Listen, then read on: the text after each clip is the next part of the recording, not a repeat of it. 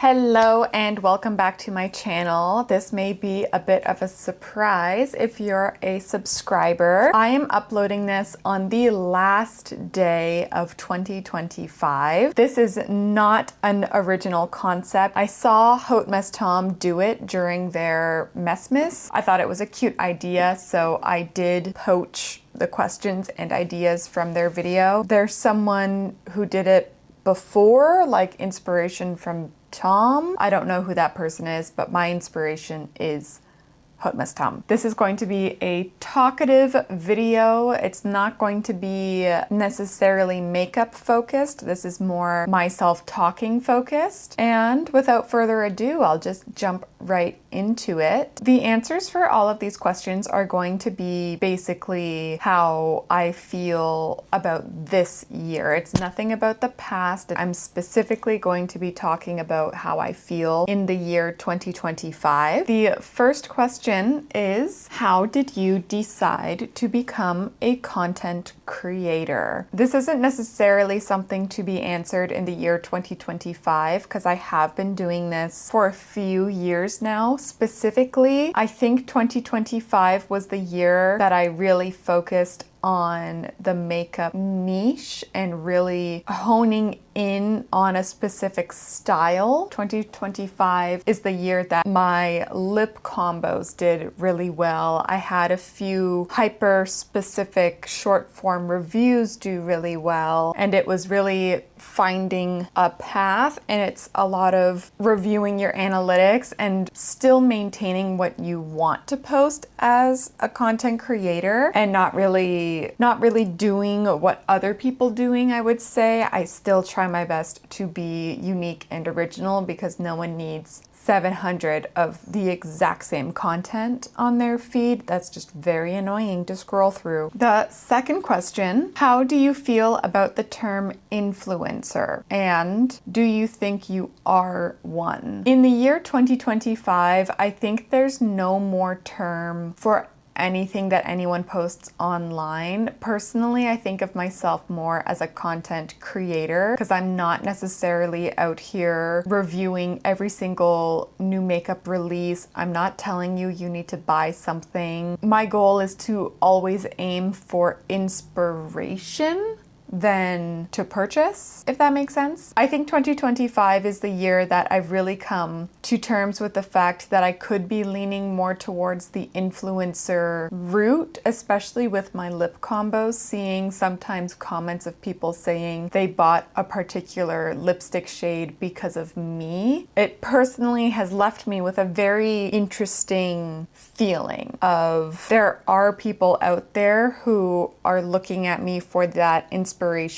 and maybe just skin tone wise feel we're the same skin tone, so whatever looks good on me they think will look good on them. And I think it's just something that I've really come face to face with. Like 2025 has been the year that I've had those types of comments, so I don't consider myself an influencer, but now that I've gotten comments of people saying they've bought things because of me, I think anyone who has had that impact is now considered an influencer, especially since people who are no longer ethical have co-opted the phrase content creator, and they're implying that they're a content creator when all they do is link to their Amazon storefront. They've kind of ruined that term content creator, which was started as a way to remove yourself from this influencer Jaclyn Hill, Michaela bubble, but now the other bubble is ruined, so now there is no bubble for the people who do have personal ethics, but I feel like I'm in that bubble zone where I don't consider myself influencer. I prefer to say content creator, but now that word is meaningless as well. So it's just this weird zone in the middle that I'm in. Ooh, question 3. What is your experience with other influencers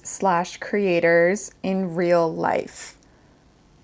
Good or bad. I don't really have a whole lot of connections when it comes to local people in the city of Toronto, which is where I'm based. And the only time I really see other people is at events. I've seen people I've known who they are from their followings, but I don't think I have any good or bad experience, because when I go to any type of event where I would meet these people in real life, I'm like going in, I'm getting the videos I need, and I'm leaving as soon as possible because my anxiety cannot handle those situations yet. But for 2025, I'm going in, I'm getting what I need, and I'm getting out. There's no time to really talk to people. The only people I really talk to are actual professionals, like talking to the PR representatives and talking to the makeup artists. But the actual influencers and creators, I don't really talk to. So maybe I'm in someone's roundup saying that I'm weird, but really I'm just very anxious and I need to get in and get out as soon as possible. 1 hour max. Okay, question 4. What is your favorite part about being a creator? There's a lot to like. Like, I like being able to do what inspires me. I like not being told things I have to make or do. I like connecting with like-minded creators online and starting to build like a mutual, the whole like mutuals term. Yeah, it's just 2025 was just the year that things really started to get rolling for me. So it's not an easy question to answer. It's very like, I still like doing things. And I think it's because I post both on YouTube and mainly I do short form content, and YouTube is just once a week content, that it's like, I turn over content so fast that it's like, I like that aspect of it. I'm not a YouTuber posting multiple times a week, so maybe if I was, my answer would be very different. To go with that answer, what is your least favorite part about being a creator? And that would be the back end, the editing, now the audio. Again, I'm still figuring out audio. Please bear with me. I really don't like editing, and I am trying to do my best to learn to love it. But some days, you guys, some days it's impossible for me to edit, and I have to just walk away and do it another day, or just dedicate one day to filming, and it's not possible to edit afterwards. The idea of sitting down and editing for hours on end sometimes is a devastating thought, truly devastating. Okay, question 6 is, what is something you wish you knew when you started? And I think my answer is going to be basically the same as Tom's, where the editing really has to be faster. It has to be way more zippy, get to the point quickly, and then once you start doing that, you can start to build an audience and they'll understand your editing style, and then things can get better from there. But like in the beginning, when I watch some of the videos that I've posted on TikTok from like 2023 and 2024, oh God, it's just like torture. And it's just like, I wish someone told me then that my editing sucked and I need to make videos snappier. In those exact words, I wish they said that. So if you are newly posting, please get to the point. Just get to, I know you want to make things long-winded with a lot of information in them, but it's kind of useless if it can't hold someone's attention. And that's one of the things that you just kind of have to suck up as a creator and just do it. Okay, question 7. Will you accept sponsorships? And how do you feel about them? Currently, I have no sponsorships. I've never really done a sponsorship. I have done specifically only K-beauty ads, quote unquote, and I do quote unquote around it. They're only on TikTok because the deal is if your video gets like 1 million views, then you get paid, but it's still technically paid. It's like a weird zone that they operate in. I don't do any of that content anymore because it never pans out and it's a waste of my time. And that's something that's very important to understand, is what is your time worth? That type of sponsorship ad is not worth my time anymore. But I would accept sponsorships, especially on this channel. I would just have to make sure that I research, because there's a lot of brands on YouTube that advertise that people do not like because of the brand's practices. And I will not name the brands, but there's plenty of drama on the platform that I'm sure you know the brands that I'm talking about. But I do like sponsorships. I think that it can really help, especially if sponsorship is not like-minded. That's not the right phrase, but you know, as long as it's not something completely random on the video and it makes sense that that would be a sponsor of the channel, then that makes sense to take that sponsorship. I think that's something to keep in mind when taking sponsorships, that it shouldn't be completely random, and ideally they're not placed within the video at an unsavory time. Like there's a lot of video essayists who will take on sponsorships and they'll be talking about a subject like overconsumption, and then it'll be like a Klarna ad. A little distasteful. So things like that, that's when it would be like, I don't vibe with sponsorships in that way. Okay, question 8. What company / collab is your dream? I think I would like to be on another PR list just because it is so much more accessible to create things and inspiration and answer questions about products for people. But I just don't know what company it would be. Because like I use a lot of MAC Cosmetics products now because I'm on the PR list and it is frequented at my front door. It's so hard to say because I have such specific style. Like I don't know if there are PR boxes when it comes to Chinese beauty brands, especially brands like Cheer Yep or something. I don't think they do any kind of outreach for Western creators and stuff. I could be wrong. As for a collab, I am a mere drop in a bucket. I am nowhere near any type of level to be taking on / figuring out any type of collab. Okay, question 9. Have you had a bad experience with a brand this year? What was it? I did have a bad experience with a brand. Again, it goes back to K beauty brands. I get a lot of emails from K-Beauty, both real and spam. You don't answer the spam emails, obviously. But there was some brand, I won't name names, but it was a skincare brand and it was newer to the K-beauty scene. And they outreached to me and they were like, it's always like some type of Google form or like a self-submitting form that you fill out your information on. So I filled in my information and I sent it, and I'm represented by an agency. So to my agent, I was like, fingers crossed kind of thing that they'll send it. And then a week later, the exact same email landed in my email box, and I did not like that because that means that this brand is just word vomiting these emails out to anybody, and I didn't fill it out again. And I was like, you know what? This is a bad impression. This means that you're not taking care of who you're sending emails to and what you're saying to people and who you have reached out to. You're just writing emails down and adding it to a giant list and hitting send, and I don't like that. So I don't like that brand. I won't be using any of their products, and I will never feature them. Question 10. What other creators do you admire? I'm very bad at supporting and knowing local creators. I don't really know that many off the top of my head. One Canadian creator I do really enjoy is Julia Adams, MUA. She's in Ontario. I really like her videos. I only really watch her actual YouTube videos, but I know she is a short form content queen on TikTok and here on YouTube as well. And then this year I recently connected,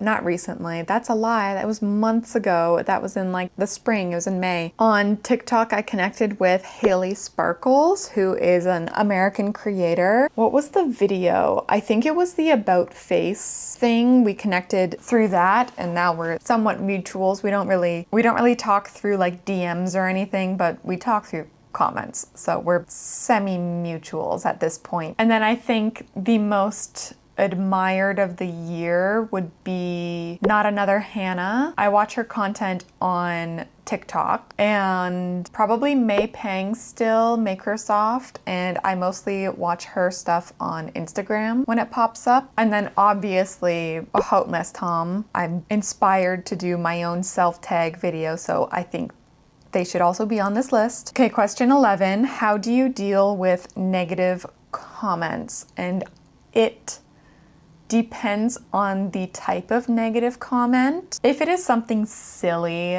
like being called a witch while wearing black lipstick and a smoky eye, that's one type of negative comment that is like an instant reply, and it's usually just something sassy. If it's something really rude, and it's more of like a rude comment instead of a negative comment, then that's something that you take a pause. You don't interact right away. Usually I'll let it sit for like an hour, of course thinking about the comment because you can't help it but think about it. And then once you've thought about all the possible ways that you could interact with this comment, you do the most chill reaction. So like you react in a genuine way, in a nice way, or you pin the comment if it's on YouTube. You know, like it doesn't matter what type of content you will be doing. There will always be a negative comment, and there will always be negative commenters out there. So it's something that you just have to basically learn through mistakes on interacting with comments in the past, on like learning what not to do, and interacting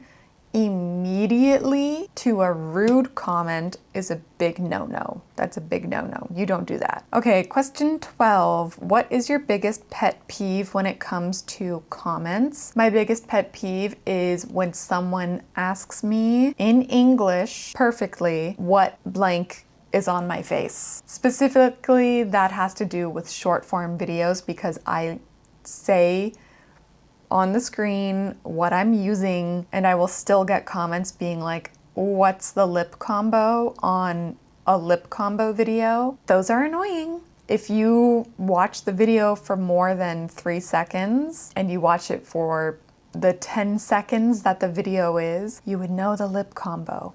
You would know it. The other comment that I get really annoyed with are when you geotag your location and then the like spam accounts come in, the ones that always want you to pay them to repost, and they're like, send me this post. So you'll have like Toronto Viral Life, The Six is super cool. You'll get like 3, 4, 5 accounts being like, send me this post. That one's really annoying. I haven't figured out how to block keywords enough to block them on Instagram, because I've done that on TikTok and it was really easy to do with, what was that brand? Some like stupid kind of like MLM cheap sheen jewelry brand, Saga Jewels. It was like every account under the sun would find my videos, or I was put on some kind of godforsaken list. And for a while there this year, for a good few months, every time I posted, there was somebody in my comments being like, comment shiny and I'll get in touch with you. Saga Jewels for 10% off. Blah, blah, blah, blah, blah, blah. And it's ugly jewelry, which is the other thing. But on TikTok, it was a lot easier to block those comments and for them to just be filtered and not seen on the channel. But I haven't been able to do it. But that's also a pet peeve of just like the spam comments are just so annoying. They're just so annoying. Question 13. Do you edit your own content and do you like it? Circling back to question number, what was it? 5. I do edit my own content. No, I do not like it, but I do it because that is part of the job. Actually, it takes longer to edit than to record a video, so you're actually editing for longer than you are filming, which is the sad reality of putting stuff up on the internet. Question 14, have you ever had to deal with cancel culture? If so, how? No, I haven't had to deal with cancel culture. Question 15, where do you draw the line with sharing on social media? I think like most people, any kind of like intense family issues, I don't do family issues. I do talk about my partner every once in a while, but I don't delve into deep information. Like, that's crazy. Like, you know, his name is Chia. That's about it, I think. But like anyone else's name and stuff, I would never ever disclose, only because I don't have their permission. If I were to get their permission, that would be something very different. I'm a very permission first kind of person, and I think it just has to do with the fact that, one, I know what posting online is like. You cannot control who, where, when the algorithm sends things out, and it's more protective to not post that information. But if the other party were to agree to it, that's different, you know? So I would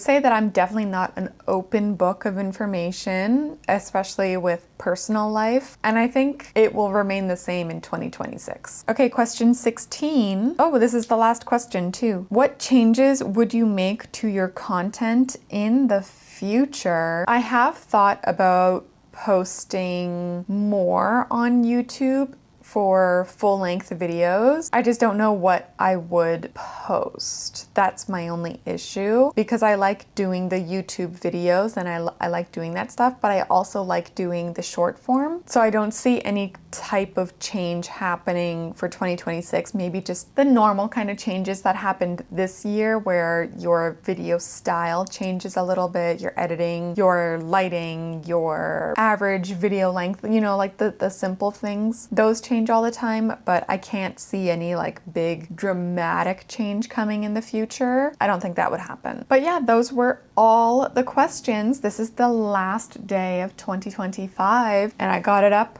just in time, the last day. So I now have to edit it so that I can post it for you to see it. I hope you liked this video. I hope you got to know me just like a little bit better, since we're talking about me in this video. If you did like it, give this video a like. If you liked me, thank you so much. Consider subscribing so I can pop up in your feed more often. You can also follow me on TikTok and Instagram. Both are Claire Cuckoo as well. Of course, everything on my face today will be listed down below in the description box as always, and I will see you in my next video. Bye.